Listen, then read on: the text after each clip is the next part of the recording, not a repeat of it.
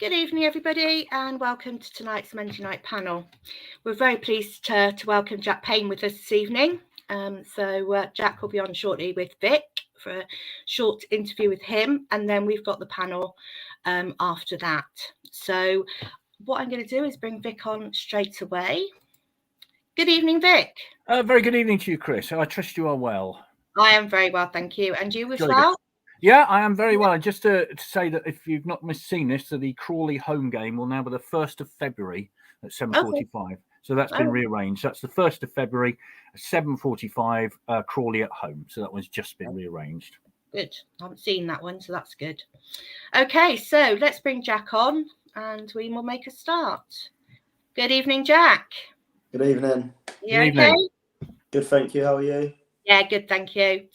Okay, so anybody's got any questions, please leave them in the comments and we'll get through as many as we can. As we say every week, we have far more questions than we're able to get through. So what I'll do, with Jack's permission, I will cut and paste them all and send them to Jack so he knows what's been asked if it didn't get asked on the stream. Okay, so I will leave you and I will see you shortly.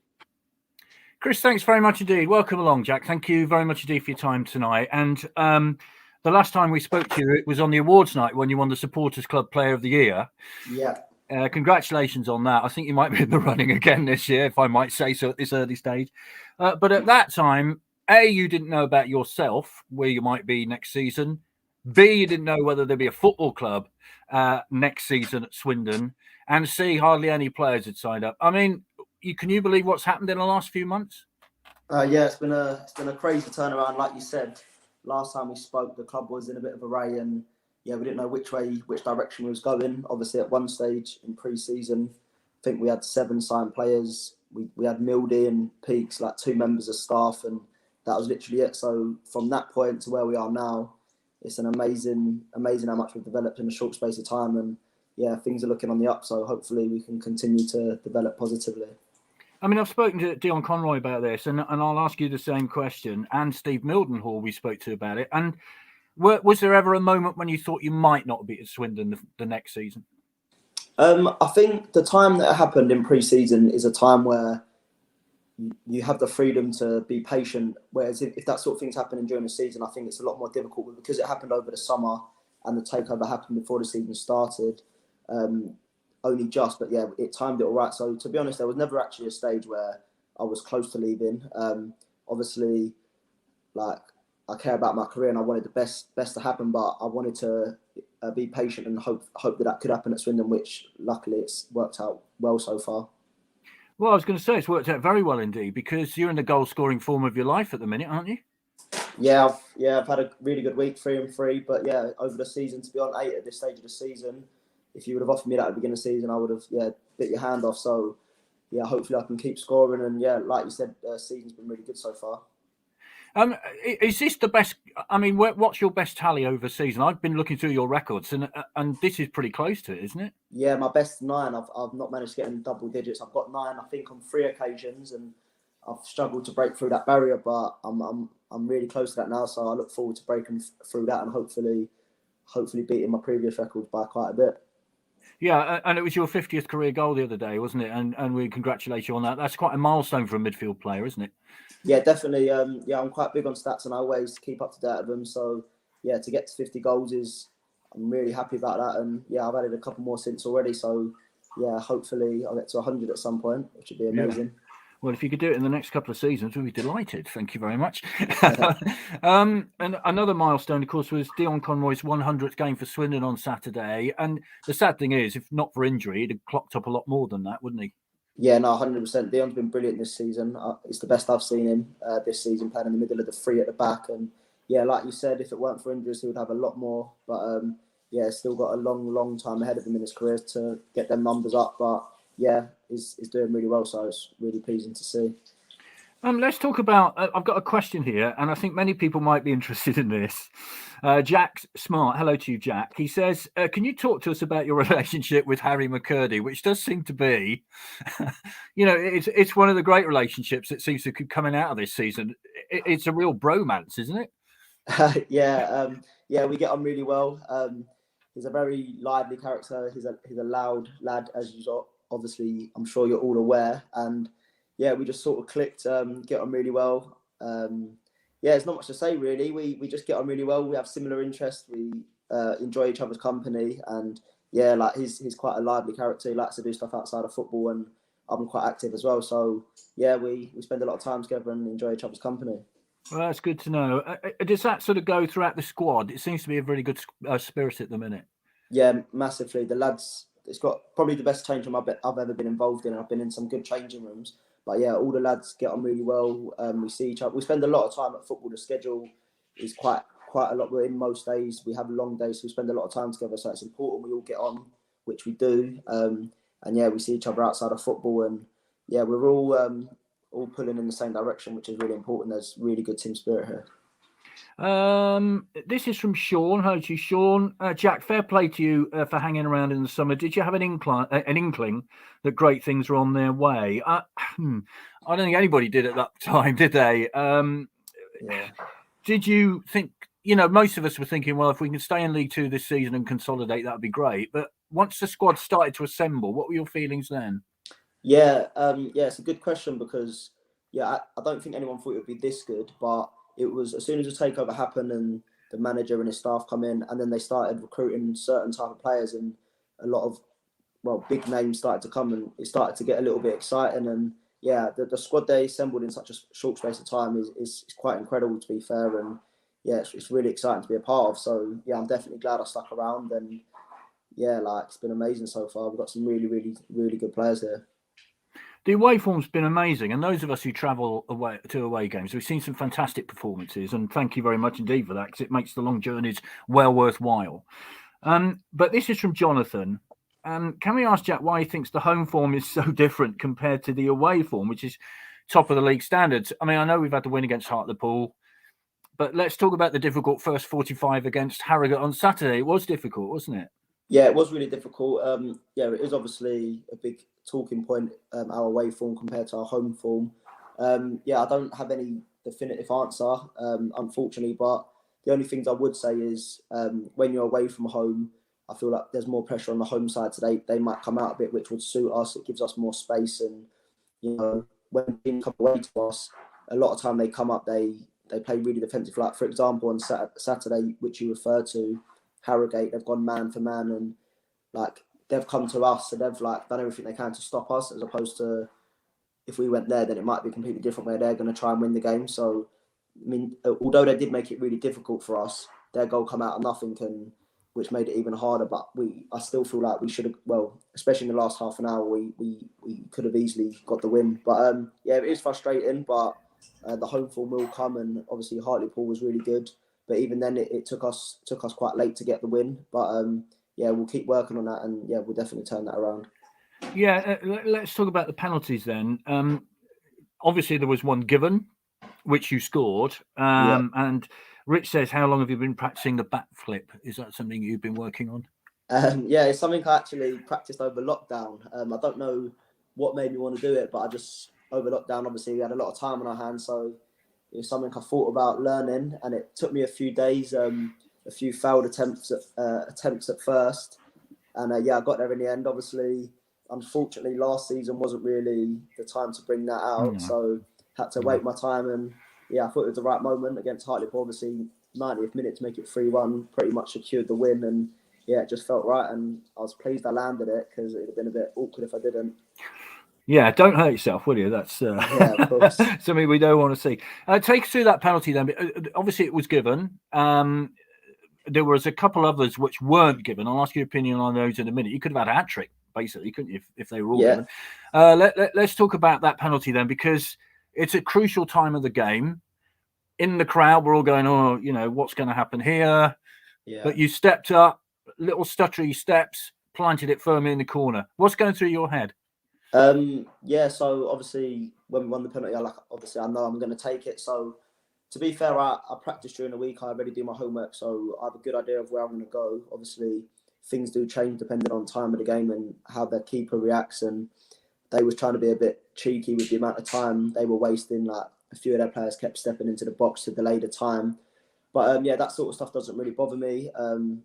I feel like the work's done during the week, really. So if you practice right and you trust yourself, then you got to be confident. And yeah, I'm grateful it went in. And yeah, like you said, should have had some more penalties.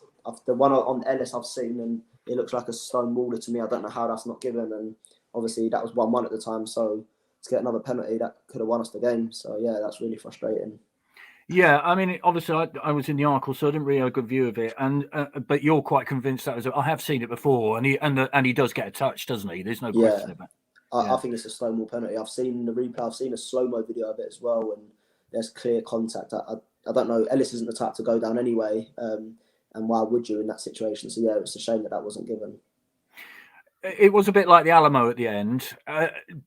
How were you? I mean, at the end, is a point a decent point or not?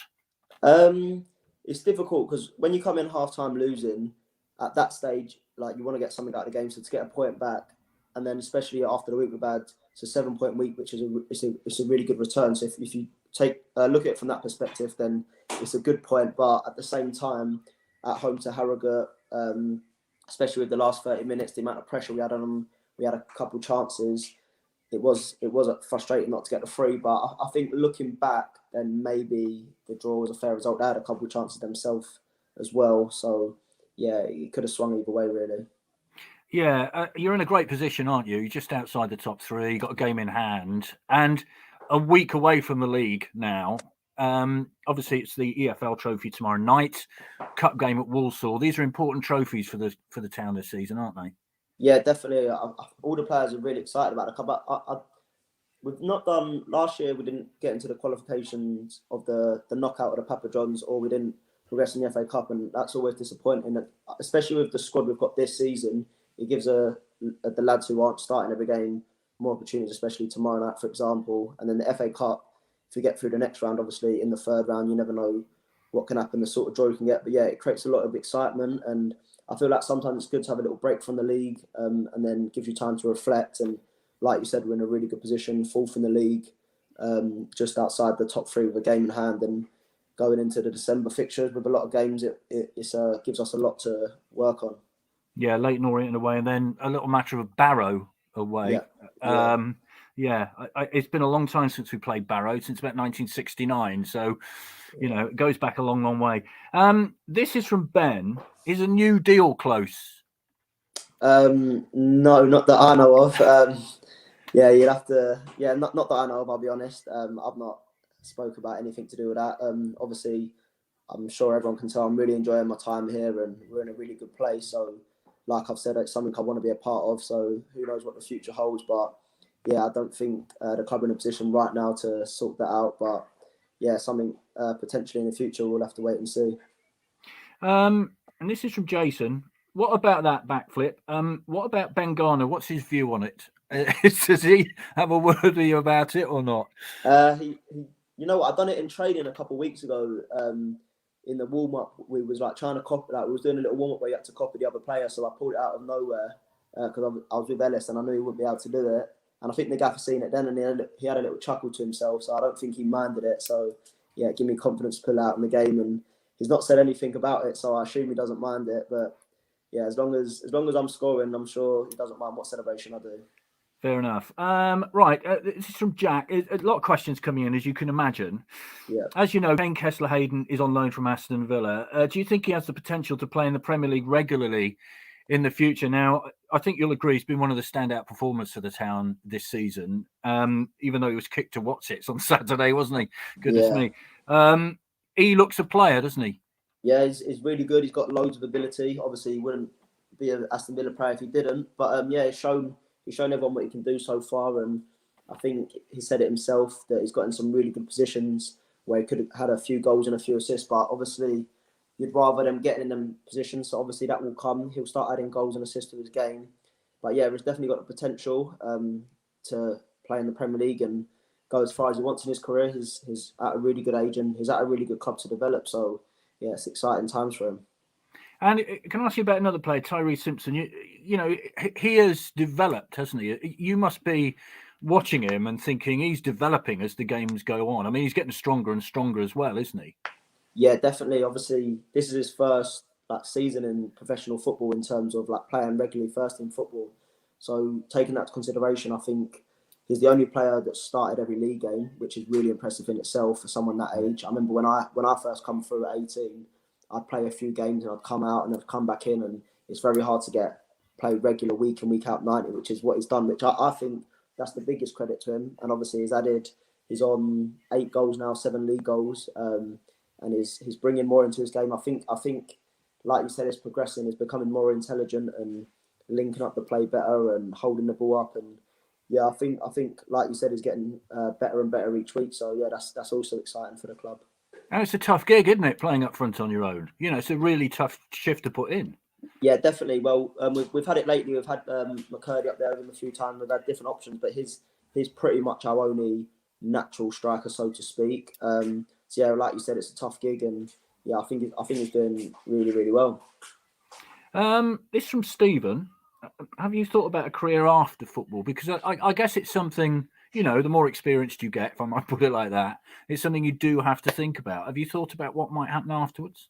Yeah, it's a good question. I've actually never been asked that, like when I've spoken. But I love football, and I definitely feel like I've got a lot to give back to the game, whether that's in coaching or some other aspect, whether that's coaching in professional or one-to-one. But then at the same time, I do think there's also more to life that I'd like to explore. I'm quite interested in the property side of the world, and there's a few different things I'd like to dabble in. But yeah, I don't have anything set in stone, to be honest, that I want to do. Not from a work point of view, there's a lot of places I'd want to go visit, and a lot of things I'd love to go skiing, which I've never been able to do, obviously because of football. And yeah, to be honest, I don't have a set answer, but it's something I do think about a lot that's really important. Other things coming in, which I'll try to get to. Let me have a look, just scrolling down. That's about your contract extension, which you've kind of answered. In terms of the new kit, you'll be aware there's a new third kit. Do you have any input into that, or does the club just go along and do it on their own accord? I personally haven't had any input. I know Reedy and Willow were the ones that modelled the kit, so I'm not sure if they was asked, to be honest. But yeah, it looks quite nice. I think the first game, is it Walsall or Orient? I'm not sure what the first one we wear it. But yeah, it looks quite good. So yeah, I'm looking forward to wearing that. But yeah, in terms of, I don't really have an input into what the kit comes out, to be honest. Okay, fair enough. So then, we'll let you go in a minute. But where do you think this season's going? I mean, I know you as a footballer, you take each game as it comes. We know that, and it's a sensible view. And who knows what happens between now and Christmas, let alone now and May. But where do you think we can go? Yeah, I think this Christmas period is massive. I think December, January, when there's a lot of games, I think these are the games what sort of start to separate the packs, and you start to see a pattern developing with the top 3 and the top 7, and you start to see a little gap forming. But with the players we've got, with the manager, with the staff, with the information we get, there's no reason why we shouldn't be at the very top. And I think that's what I'm aiming for. Obviously, I can't speak on behalf of everyone, but I do feel like not just that, with the team spirit and the feel around the place, I think everyone's striving to be really successful this season, and obviously that means getting promoted and being at the top end of the table.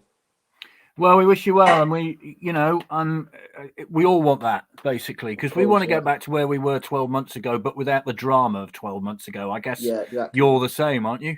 Yeah, 100%. Yeah, of course. Yeah, I'm desperate to get back there. Yeah, well done. Jack, thank you very much indeed for your time this evening. Really appreciate it. No great problem. to hear your views. Thank you. Thank you very much.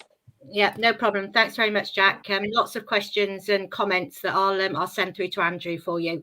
But one question I have, I don't know if you remember, beginning of last season, we had a bit of a controversy over the mailing of your boots. We found a package of your boots. That was me. Yeah, I do remember now, yeah. Please tell me it's the boots you're wearing this season. I wish I could say it was. I don't know if you want me to lie, but I have no idea where they are now. I think everything I had last season stayed last season. This season. All right. Good view. Very good view. We like that. Yeah, no, I appreciate that. I remember that. Well, let's just mention Bristol Rovers away, shall we? And a great goal at the Memorial Ground last season. We'll just leave that one with you. That was a great one. Yeah, we can take that from last season. That was a good night. Yeah, brilliant. Thanks very much indeed, Jack. All the best to you. Thanks very much. Thank you very much. Always speak to you again. Okay. Thanks See you later. See ya, Bye-bye. bye-bye. Bye. There we go. Thank you very much for that. That was very good. So Jack's gone now, so talks very well. Very good indeed. And Very good. I say he will be in the running for Player of the Year, whichever form it would be. But I would imagine he will be. Yeah, no problem. Okay, so just something from me for the start. We had our annual general meeting on Saturday. And it come up that we don't promote the OSC enough. Not what we're doing, but what we actually do for the members that people don't know about, and we're trying to get the numbers up. We're actually on 599 at the moment, so if you get in quick, anybody, you might get your 600th membership. But just to let you know that it's £5 a year, and you get 5% discount in the shop, not off of tickets, but off of merchandise. You get discounted travel, which if anybody travels with SAS, I don't know why they're not a member, because you could get your £5 back in a couple of games, really. But we do things like membership draws. So we're just coming up to our Christmas draw, where we have 3 Christmas hampers. They're huge hampers that we draw 3 members out to have those. We draw names for hospitality to join the committee in hospitality, 2 games a season. You will be helping with sponsorship of the players and everything like that. So please go onto our website, have a look at what the benefits are. As I say, it's £5 a year, and well, maybe I'm biased, but it's very good value, because you can, especially if you travel away, you do get your money back a lot of times over if you travel regularly, so with your discount from there. So that was just one of the ones from the members who attended the AGM to say that we need to actually let people know that what we do. And the other one was on Facebook. There is the Swindon Town Supporters Group. That is not the official supporters club. People are getting a bit mixed up with which is a official supporters club. The Facebook page, you can tell because it's got our logo as our profile picture. So just so in case anybody's a bit confused over that.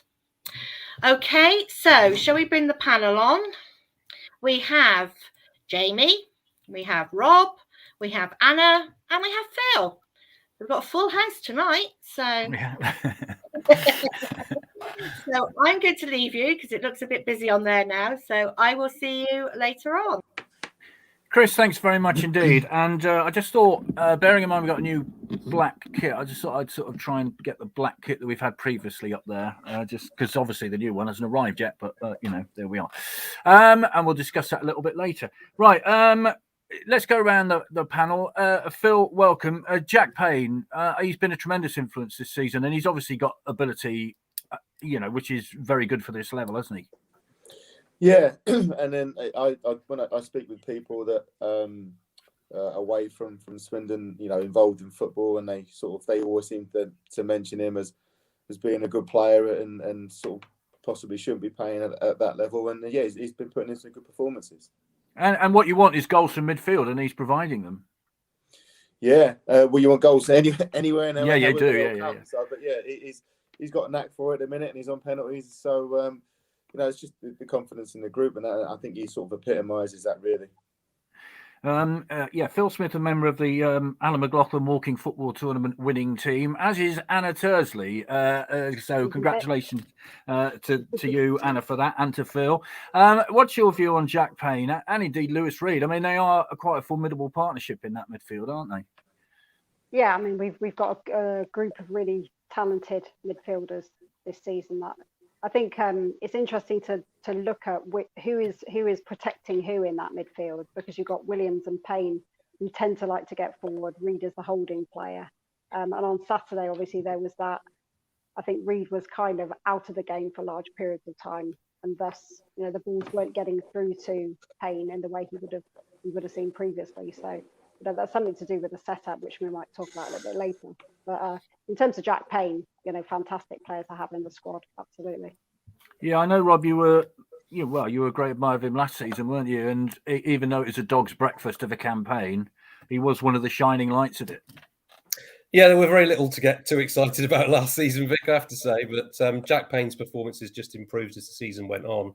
And I just remember Richie Wellens, when he signed him, saying that we've actually got a better player than Keshi Anderson here.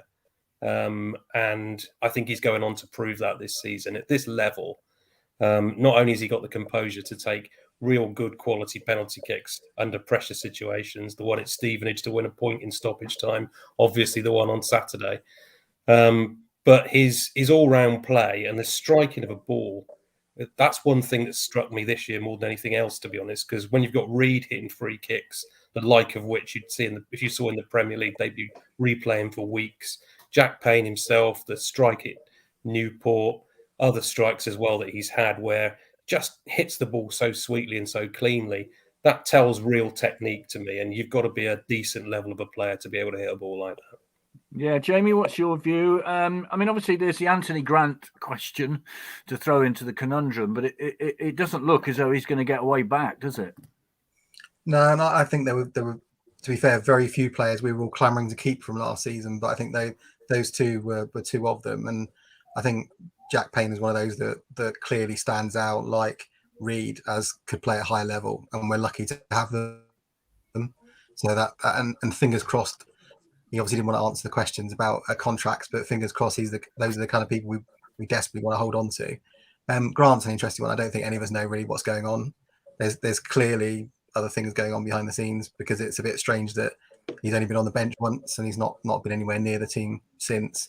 But I guess you get away with it when the team's playing well and we're progressing without him. Yeah, it'd be interesting to see whether he forms part of the squad tomorrow night, won't it, against Colchester in the EFL Trophy. Phil, they lie just outside the automatics. They've got a game in hand. I think it's a point difference between third and fourth. You know, they're really in a good position, aren't they, right now? Yeah, absolutely.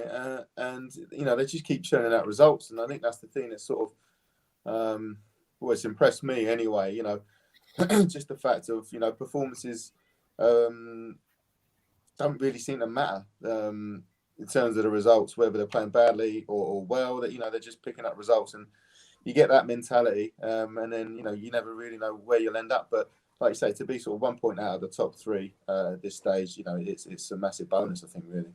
Yeah, I think, Anna, if you'd said that to us in July, we'd been a little bit sort of, although Johnny Leafield on here did say they would make the playoffs this season, and we all went, really? But if you'd said that back in July, that we'd be 1 point outside the top three, we'd be delighted, wouldn't we? Yeah, of course. And we've talked about the home versus away form, and that's a factor in why we're perhaps not skating away with the league, to be frank, isn't it? Because otherwise everything's fallen exactly into place. And the fact that we don't seem to pick up a lot of points at home hasn't impacted our away form, which, as you said, for those of us that travel away, has been, you know, some fantastic experiences and fantastic 90 minutes across the country. It would be good to talk a little bit about, you know, where we see the home form going and how that's going to pick up. But I think it probably will. Jack Payne mentioned it. I think they'll find a way to combat those tactics that the opposition come to the county ground to play. And I think it will come good. It will take a bit of work though, won't it? The thing is, Rob, you know, a lot of people were moaning about the way Swindon played on Saturday, but as we said before we started, I thought Harrogate came with a game plan in that first half. They knew exactly what they were doing. They closed down the space. Swindon couldn't do anything with what they had. They had to go backwards. There wasn't any way forwards. And to be fair, I thought Harrogate did a very good job. We don't give credit to the away team enough, do we? Not at all. And we try and do that as much as we can in terms of the commentaries, because it's not wishing to be disrespectful to our own team and our own supporters, but you have to recognise when an opposition game plan comes together, and it's what you then can do to change that situation. That's what we're looking at. And Harrogate, all credit to them, I have to say. I mean, I think anyone would say that we were extremely fortunate to only be one down at half-time. I think they dominated and bossed that first half. And they were man for man. They were in your faces. They weren't letting you get out. There was no passing route to Reed, who obviously is our linchpin to start those moves off. No way for the defenders to get out and bring the ball forward either. and we looked a really rattled side at half time, I have to say. And all credit to Ben Garner and the team second half. I think it probably did play on them that they were the fitness kicked in. I think they couldn't go man for 90 minutes, and they did start to drop off in that last half hour, which gave us the impetus to go forward. But you've still got to do something with it. And when the referee is not protecting your players in the way that they should, there was all too many reasons for those players on the day not to necessarily get anything out of that game. So I'm really, really pleased with that point in the end. Obviously, we wanted 3, but that point at the end of a 7-point week, that's a really good progression to get us up that table. Yeah, 8,199, the largest crowd that Harrogate have ever played in front of. 41 fans they brought, bless them, on a terrible weekend, travelling from Harrogate. I mean, my goodness, it couldn't have been any worse. What were your thoughts, Jamie, on Saturday? Because, I just sat there and thought, goodness me, here's a team who knows what they're doing. And they did it to me, I thought, perfectly in the first half. I think they were extremely well organised. Let's not forget that they'd got the 3rd best away record coming into the game, and you could tell why. It wasn't by accident. They worked really hard, and they were really disciplined at what they did. And they'd clearly, because we hadn't really seen anyone go. I think Rob mentioned on the commentary and just now, we hadn't really seen anyone go man to man against us before, and that was quite an interesting kind of tactic. And it clearly worked because we didn't really know how to react to it to start off with. I thought it was interesting they decided to give Woolacott as much possession as he liked, on the basis that they then cut out any possession going forward, and it really worked. I mean, without doubt, by half time we hadn't found a way through it. Credit to the second half we did, but I can't see that being the last team that's going to try to do that. It's whether they're as good as Harrogate are doing it. What about that for a goalkeeper, Phil? Because there you are. You've got a blanket in front of you of 11 opposition players who are closing down the space in front of you. You're looking for somebody to give the ball to. How difficult is that? Well, extremely difficult. And I think you probably saw that in what sort of transpired in the first half, And he's, for me, although they did go man for man, there wasn't a lot of movement around that either, with people trying to move people about or change the situation at all, and left Jojo Woolacott quite sort of stranded, if you like. And he's got no options, he's got no choice, and he's trying to pick out difficult passes. And when you're asking your goalkeeper to be the playmaker for the game, you're in trouble. And it, like you say, it worked. There was no, for me, I would have liked, I know. Old school a little bit. I would just like to see a couple of times just put it right in the corners and then try and battle it in the corners. And that's what we didn't. We didn't change it up in that first half at all. And it was quite clear that it wasn't working, and it didn't change in that first half. And I think maybe it probably could have done. But that was the only kind of disappointment, because you're leaving them stranded, and then they nick a couple of goals, nick a goal, and then nearly got one that was cleared off the line as well. So like you say, lucky to be only 1-0 down at half time, I think. Yeah, Anna, that goal was pretty well, it was I don't know what to say, because as Phil said, there was an example of that earlier, wasn't there, which was cleared off the line. I mean, if that's a defensive frailty, I don't know what is. I mean, my goodness, what a bad goal to give away.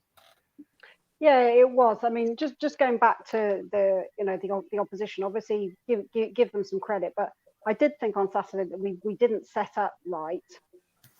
So when you look at McCurdy's contribution, and it could be McCurdy alongside Simpson or anyone else, when McCurdy has not been on the pitch, we have not scored. We've scored more than one goal only once in the league. When McCurdy has been on the pitch, we have scored more than one goal in a game 6 times in the league. That's not coincidence. So defensive frailties. Yeah, I get that, because we can power on in the second half, which is what we usually do. We're rarely up in a game, are we, after the first 45 minutes? But what you can't afford to do is make those defensive slip-ups and then put yourself in a situation where you've got to come from behind second half. So, but on that McCurdy and Simpson thing, I think with Simpson on his own up front, it's a challenge for him as a 19-year-old kid trying to make his way in the game. And I think what someone alongside him gives, as well as relieving pressure on our defence, because McCurdy is so kind of mercurial, you don't know what he's going to do. And I think the opposition defence don't know what he's going to do. And that just relieves a bit of pressure So yeah, I do think we ought to look at how we set up at home, because I think that's partly going to contribute to winning more games if we perhaps are a little bit more offensive and don't look to combat the opposition quite so much. Because we put an extra man in midfield because Ghana thought that they would pack the midfield, which they did, but they packed it by man marking us. And we had absolutely no outlet. The long ball to Simpson, he didn't know where to play, did he? He didn't know whether to go on the wing, to try and look for the ball over the top. But when McCurdy is alongside him, I think they play off each other quite nicely. Yeah, more pace was injected, I think, as well, Rob, wasn't it, when McCurdy came in? Because the game was, I don't know. Well, let's discuss this then. This is from Sean. The ground was rocking in the last 20 on Saturday. Shame it can't be like that most of the game. Now, we were talking about this just before we started. It was terrific. The atmosphere in the last 20 minutes really got going. But for the first 70 minutes, well, you could quite easily have read War and Peace and not been disturbed, quite frankly, couldn't you? It was a bit, quiet. Does it come into it? I just don't know. Is it the style? What is it? I think there's several factors. For me, I can't believe, if I think back 10 years, that place used to be rocking whether we were winning, losing or drawing. And there always used to be an atmosphere. And I just can't quite put my finger on why that's just disappeared out of the county ground completely, it seems. We've talked beforehand about maybe we need something up front before the game starts, a more excited anthem or a sweet Caroline that gets everyone singing and dancing, whatever it might be. But it needs something to inject the atmosphere into the ground. The way Swindon are going to play, people have got to get used to it. This is going to be the way we're going to play. We're going to play from the back. It's not going to be blood and thunder, balls up to 3 forwards and go and chase that. It's not going to happen that way. You're going to have to get your entertainment and your enthusiasm from a different means. And maybe that's a route to possibly inject a bit of atmosphere at the start. I don't know. But I have to say, I personally was really disappointed by the atmosphere for that first 70 minutes. The last 20 minutes, you couldn't say it was rocking. Yeah, fair enough. But what happened for the first 70? That game could have been won by the supporters, potentially, by a bit more of a more positive attitude. And it is creeping in a little bit. I think we've all become a bit blasé, and I hold my hands up as much as anyone else. I sit there and try and watch the football too, but we need to play our part, and I don't think we are at the moment. Yeah, this is from Mitchell. I think we're doing great, but I think it's naive of us to not even have Grant on the bench as centre-back cover as well. Certain games ask for a player of Grant's qualities, like Saturday. I would agree with that. And as the wet, cold, windy games start to come thick and fast, I think he'll be needed. Hopefully, Ben Garner doesn't cut his nose off to spite his face. That is a point, isn't it, Jamie? That I don't know, but for me, Grant would have come on there and done something on Saturday. He just needed somebody to shore up that midfield in that first. We were struggling. Let's be honest, and I thought it was an Anthony Grant type of game. Yeah, I think it was one of those games where the crowd just felt like they were waiting for something to happen. And I think we talked about before that it felt like everyone was so nervous and almost waiting for that first mistake and that first goal to come along. And it didn't feel like there was anyone on the pitch that was taking that responsibility. So I think Phil's comment about the movement, it almost needed someone to take the scruff of the neck and shout that movement or get it to happen on the pitch rather than making it or waiting for someone else to do it. And maybe a Grant kind of character is that kind of player that makes it happen, or a tackle that happens, or some kind of aggression that kind of gets the crowd going again, because that just didn't seem to happen for the first kind of 40-50 minutes, really, did it? No. Malcolm says that, Rob, it's simple. The better Town play, the better the crowd respond. The first 45 minutes was dire and freezing cold. Hard to get excited. Tony says, totally agree. Sweet Caroline, start and finish. Paul Cleverly, oh gosh, here's an interesting one. Do we practice crossing in training? The wing backs are the width, but the end product is poor. We'll discuss that in a minute because it's a very interesting point. And Malcolm says, too many fans wear rose-tinted glasses, don't always appreciate how good some opponents are. Referees have always got stick, but how many fan critics could do a better job? Phil, obviously crowd atmospheres. You as a goalkeeper know about crowds. You have them behind you, don't you? But does it make a difference whether they're quiet or loud? What happens in a player's mind? Not so much quiet. I think quiet can be quite nice sometimes. But when you're playing big, but when it gets rocking, that does make a massive difference. And that's, and I think, watching the game, I think that the obviously what happened, the longer the game went on, the more obvious it became that Swindon were going to either get at least get a point out of the game and, looking to go on and win it. And then that does come from the performance on the pitch. But when it does get going, that, then your adrenaline gets going a bit more, the cheers coming on and, tackles get made. It does make a difference in that way. I don't think players will be dulled down, if you like, because it's quiet. I don't think that's the case. I mean, obviously, if it's quiet and then you make a mistake, like a little bit what was happening on Saturday, where some loose passes and sort of iffy moments, and then that does have an effect. But just the general kind of dull atmosphere is not too bad. And once players do start not finding their targets with passes and things, can that run through a team? Once one player has an off day, can it spread? Yeah, absolutely. But it's the same with anything in football and in games. It's no coincidence that you'll find that if you've got nothing in a game and the opposing team makes a mistake, then you're right, we've got them in, and then you start to get some impetus. If you have a shot on target or the keeper has to make a great save, all of a sudden you've got a corner and the crowd get going, and it does happen that way. The same way as if one of your teammates makes a mistake and then you make a mistake after, then all of a sudden everyone's on edge. I don't want to be the next one to make a mistake, or because it's just going to build and build and build. So it does work both ways, I think.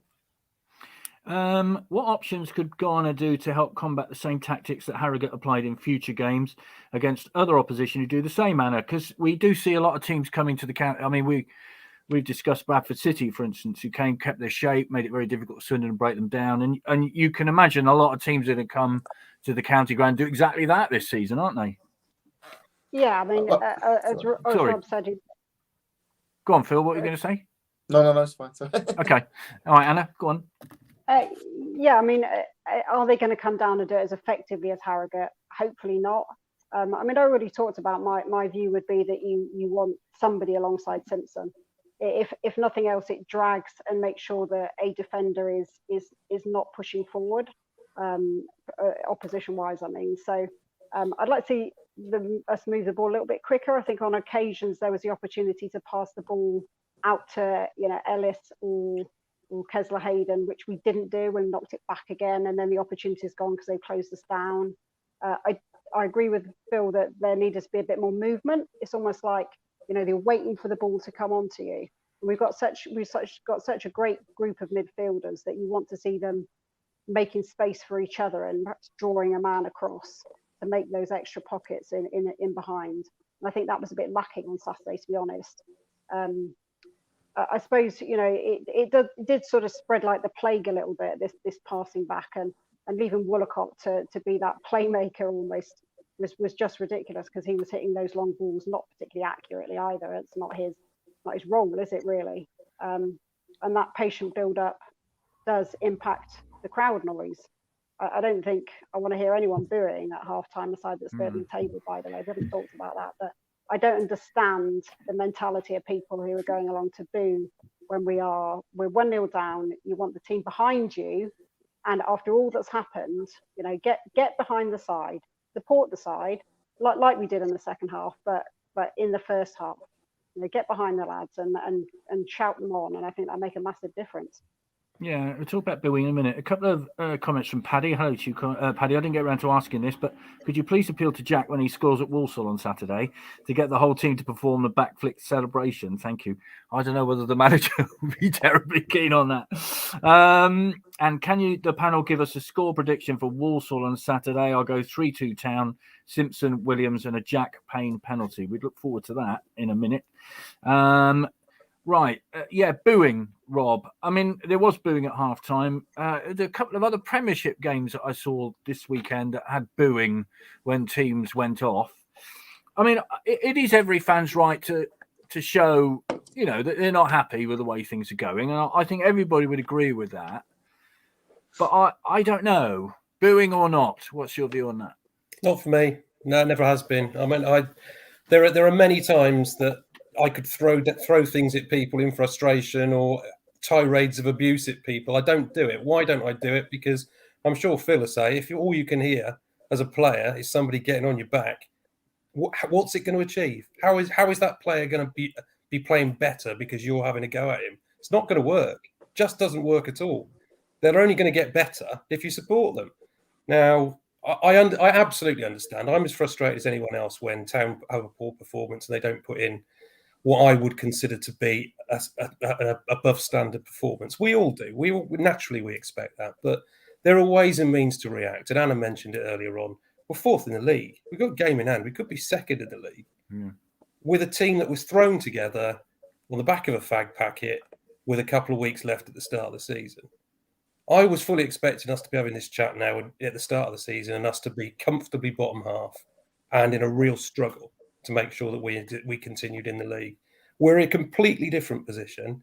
People's expectations grow. Of course they do, and understandably so. But just take a little step back and have a think. Is booing a player going to help Swindon's performance to achieve what we all want, which would be back in League One as a promoted team next season? Can't believe it will. Never can. Adam says we needed to be the 12th man week in, week out and get away teams dreading coming here. I'll ask Phil about the booing in a minute, but Jamie, your view on that? I mean, we all were frustrated at half-time. I'm sure the team were when they went off. I mean, again, let's play credit to Harrogate, who did a really, really good job. And I just thought they're one of the best teams I've seen this season for doing that. And you have to pay credit to them. But, booing, yes or no? No, not for me. I think I would have been the first to be booing last season at times. I think there were some performances that probably deserved it. But I think the expectancy's grown so quickly. I mean, we were all sitting here at the start of the season saying we just want to survive. And I think that's kind of quite naturally changed because we've been doing well. But we weren't 4-0 down. We weren't having an absolute disaster of a game. I think, we were struggling, but doesn't that just play into exactly the team tactics that the manager from the opposition is probably sitting there saying, quieten the crowd, get them on top of them? If I was an opposition manager going forward, that's probably part of my team talk from now on. If you stifle them for the first half, then by half time, that crowd's going to be on their back, putting pressure on them. Does that really help us longer term? Probably not. Vic, can I just throw an example in quick, because I think it's really important. There won't be many on here, I don't imagine, that can remember a 6-2 home defeat against Blackpool in the Murray days. Yeah. The Town were 4-0 down at half time. And if ever there was a day to have booed your team off, that was it. They were absolutely atrocious in that first half. And every single Town fan in the ground got right behind them in that second half. They did, It was brilliant. It was a tremendous atmosphere. We ended up drawing the second half 2 each against a team that were far, far better than us. We lost 6-2. But you came out of that ground, even though you'd been hammered, and you felt you'd played your part. You'd played your part in trying to get something out of the game. And that's what we don't do anymore. Yeah, I can tell you that Lou Macari didn't come out for his post-match interview till about 12:30. It was a long time in the dressing room. Okay, Phil, here we go. Now, I know you've had your problems with fans in the past, and you talked about it. And, you don't need, as a player, somebody telling you you're not doing well, do you? You need to be told, come on then, let's get going. That's what you need, don't you? You want a bit of support. Yeah, and it's. I mean, like Jamie said, a lot of the time it's you kind of the naivety and ignorance of it to think, well, that is exactly what the other team want, and exactly what the other manager would be rubbing his hands at half time, so like we got them because they can't do anything. Crowd are on their back. They're going to come out a little bit in the second half. If they don't, then we got them, easy win. And I can remember plenty of times when we've been well in games, even maybe drawing at half time and being booed off. Just feeling like it was incredible. Like what's, I remember I always remember like Swindon supporters turning real quick, and if something's not amazing, can be quite disappointing quite quickly. And that does get to people sometimes, just think, well, what more do you need us to do? Even after good runs, drawing a game, you go, if you win 2 or 3 games or good results in 2 or 3 games and nothing's going quite well, and you don't need it, but it's football. It's the way it's always going to be, and it's never going to change because you're going to have the mob mentality. Someone don't like it, bloke next to them doesn't like it either. It's always going to happen, but it is counterproductive, but it's the way that it is, and it's never going to change. Yeah, there don't seem to be any middle ground, really. It's either we're the best team in the world or the worst team in the world. It always has been a bit like that. That's what it is. Oh, it is an emotional game. I mean, that's our problem, isn't it? If we could sit there very coldly and not analyse it every second of the game as we're going through it, it'd be fine. Yeah. But So I unfortunately, don't need a boo because we'll be on top the last 20 minutes and we'll win, and it doesn't matter. Do you know what I mean? So yeah. There's no This is from Darren. Hardly any away fans doesn't help the atmosphere at matches. Yes, well done to the hardy Harrogate fans. Great effort on a freezing Saturday. But let's see what it's like against Rovers in January, even Newport and Forest Green when they rock up. It should motivate some of the more sleepy fans to find their voices. Good old rivalry banter. That is a very fair point. Okay, let's move away from Saturday then. Let's have a quick whiz round. Just a couple of anniversaries, actually. Today is the anniversary of our first ever game in 1879. We won 4-0. I wasn't there, but I was there in 1980 when Paul Rideout scored on his debut against Hull at a 3-1 victory. He had a fantastic goal disallowed as well. So some great anniversaries, and we should pay tribute to the amazing website, swindon-town-fc.co.uk, which is just the most extraordinary resource. So if you ever want to find out anything about Swindon Town, that's the place to go. And we should also pay tribute, of course, to the great Frank Burrows, who sadly passed away last week at the age of 79, one of the great players of our club. 1969 League Cup final, Burrows and Harlem. What a partnership. Right, let's move away then from Saturday and talk about the new kit. Very quickly, all of you, let's take a straw poll. I have ordered one because I'm, as you can see behind me, a bit of a sucker for Swindon shirts. Anna, what's your view on it? Get behind it, get the club some money. Third kit is a revenue stream for the club. If you don't like it, don't moan about it. Just let's get on with it. And people who want to buy one, buy one. Oh, very good. I've got home and away already, so I might go for that one as well. Who knows? Rob? Totally different opinion to Anna, although I absolutely agree with the endorsement. Go out and buy it, get everyone to buy it and get some more money in the club. But for me, black is the colour of officials in terms of kits, and it's not the colour of the football team. Going back too far. No, it doesn't work for me. Exactly. I'd rather have black kits for referees and assistant referees, and you can have whatever other colour you like as a football kit, but not a black one. Okay, Jamie?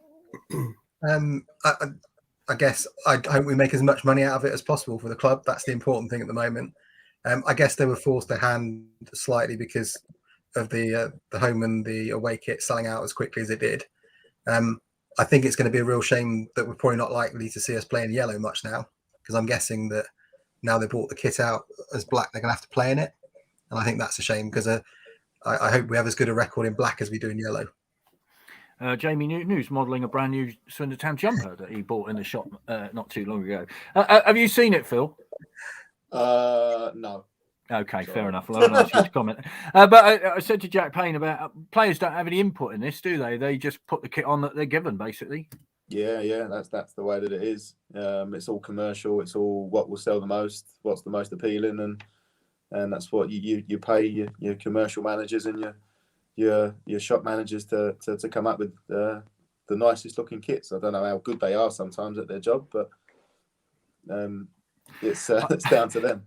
Have you? I was going to say, have you ever put a kit on at any club that you've ever played for and gone, "What? Really? Why are we playing in this?" Or do you not bother? No, I've never had a real bad one. I don't think. No, well, it's normally like second thought goalkeepers ones anyway. It's normally like it's just.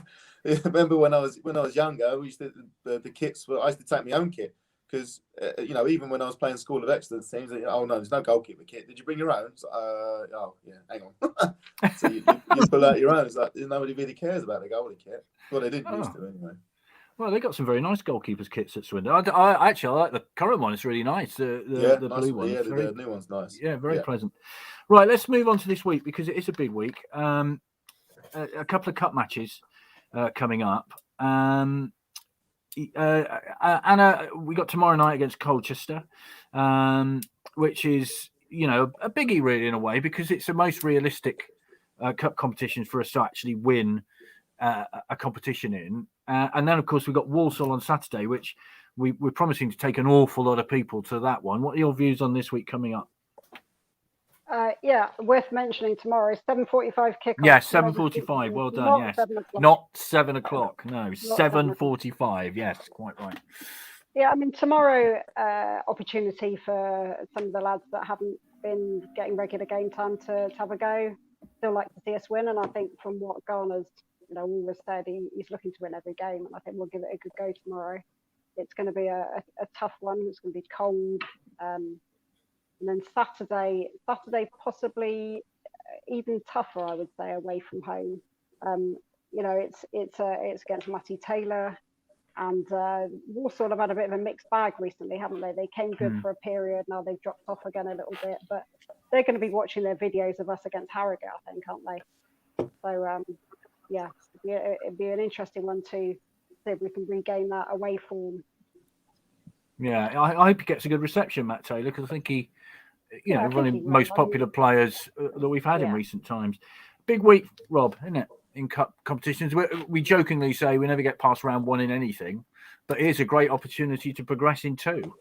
Well, it's fabulous to be talking about a big week in cup competitions in December. We're usually talking about that the last week of August. But, yeah, it is. And never again after that. Yeah, exactly. I mean, Colchester tomorrow night, nobody knows, do they? You're going to have two teams presumably who are going to be playing what you would call not their first choice 11. So those sort of games can easily go either way. I would hope that Swindon play along the same way that they did in that last group game. I thought the home performance against Newport in this competition was excellent. Lovely to see two big strapping centre halves come out of our youth team who both did themselves an awful lot of credit on the night. Whether they both get another turn tomorrow night, we'll wait and see, because I imagine they might want to give Romney Critchlow a few minutes too, bearing in mind he's coming back from an injury. But if you were to say to me, you can have one win in one competition and you're going to get out of the other, I think we'd all take Saturday, because it would be wonderful to be in the third round of the FA Cup for what feels like it feels like an eternity since the last time we were there. Whilst this competition tomorrow night will always have its detractors, I'm one who actually backs it, because I do think it's important that you get your fringe players opportunities. We don't have reserve matches anymore like we used to, so it's a real opportunity for those guys who don't get many minutes to get some. But Saturday at Walsall, with a big crowd behind us, Matty Taylor, as we say, in the opposition dugout, big game, and I think it will come good for Swindon that day. I'm right in saying, aren't I, Jamie? Wigan was the last time we were in the third round. Have I missed one? Yeah, it is Wigan, isn't it? Yeah. Which seems a long time ago, 2012. My goodness. Yes. I wasn't an old age pensioner then, which is a long time ago now. What do you reckon, Jamie? I mean, it is a big week cup-wise, and, no matter what people say about the FA Cup these days, we all get excited, don't we? The thought of drawing a big one in the third round, whether they turn up with a youth team or not, it doesn't matter, does it? It is an exciting week. I think I agree with Rob. I think as much as it'd be nice to get through midweek and it's nice to get through to another competition, I think we've just not progressed to the third round for so long. It would just be nice to actually get a decent away draw somewhere and maybe visit a stadium we haven't been to for a long time. And that's the opportunity in the FA Cup, isn't it? I think we've written off the FA Cup for so many years that we've forgotten it actually exists at Christmas. So it would be just really nice to have a good away day, particularly if there's a big away following as well. Then you go back to the atmosphere away versus atmosphere at home. The atmosphere away from home has been fantastic this year. So that's what I think we're all looking for on Saturday, is to see that away end packed and actually a lot of people there seeing the team play well. Yeah. Players' view, Phil. I mean, obviously, it's a break from the league, which is quite important, I think, isn't it? What's the players' view cup competitions? Well, I think especially kind of now where we're sort of riding the crest of a wave, they'll be excited about it because, like you say, you get through the Walsall game, the Colchester game, probably not so much the buzz about it, but obviously a realisation if you get through that, then there'll be no how many games they got left to get to Wembley, and now it will seem relatively short compared to what it was before, so that would be exciting for them, especially the way that they're playing. And then obviously the FA Cup, that just romance, that chance of playing against higher opposition. You got 2 games to win to get maybe possibly a Premiership game. Could be anywhere in the country, you know. So that'll be on their mind. They'll be excited and they'll be confident because of the way that they're playing. And you do, same as supporters, you're buzzing if you get a big team, and you're buzzing to get through the round. So they'll be excited, I think. And Anna, it's something to look forward to over Christmas, isn't it? I mean, I'm not saying we're going to get through Saturday because that would be daft, but if we did, and then you pull out a big away trip in the next round, that makes a bit of a Christmas for you, doesn't it? It's been so long since it's happened.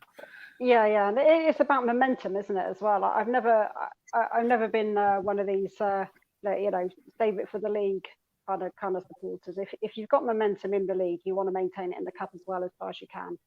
So yeah, going into Christmas, it'd be great to come out and think, okay, we've got a good third round draw against a big team just to test ourselves, and I think it also gives us some backup for the support as well, and keeping people on their toes around looking forward to seeing a big team here or going away. So yeah, it'd be nice to be in the third round for the first time since 2012, wouldn't it? Certainly would. Thank you all very much. We've reached the end of our time, but I think we can all say we are reasonably positive at this moment in time, as opposed to what we were kind of feeling back in June, maybe. So I think, Chris, that's the basic line, isn't it? Even though it wasn't a great performance Saturday, we didn't lose, and we're fourth in the league, just outside the automatics. That's not bad at the beginning of December.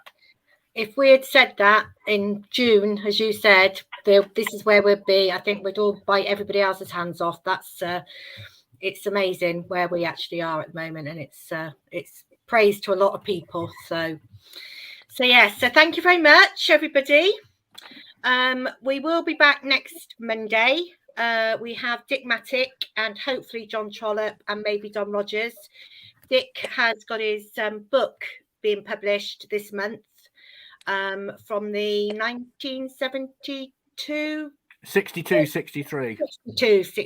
season, so I was a bit later, 62-63 season, so he'll be on talking about that, so if you join us if you can. But just a quick thank you to all the members who have given Christmas presents for our the club, the foundation and the supporters club, gifts for the children's ward at the hospital. We've had lovely gifts come in, loads of them. So thank you very much for those as well. And that's for it. So we will see you all for a panel. 20th of December, I think the next panel is, because that'll be after the Walsall at home game. So, but we'll see you next week for the Dick Mattick one. So thank you very much, everybody, and goodbye.